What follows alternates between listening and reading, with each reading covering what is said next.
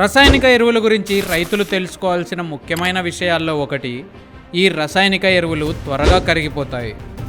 అవును, ఈ యూరియా, 319లు, 317లు లాంటి ఎరువులు, ముఖ్యంగా నత్రజని ఉన్న ఎరువులు నీటిలో, గాలికి మరియు వాతావరణంలోని వేడికి తొందరగా కరిగిపోతాయి.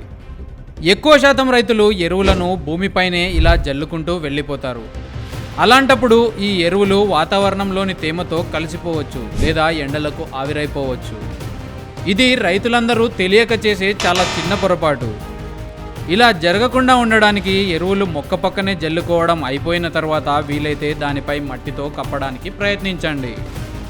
ఇలా చేయడం వలన మనం పొలాల్లో వేసుకున్న ఖరీదైన ఎరువులు వృధా అవ్వకుండా 100% మొక్కలకు అందడానికి అవకాశం ఉండవచ్చు.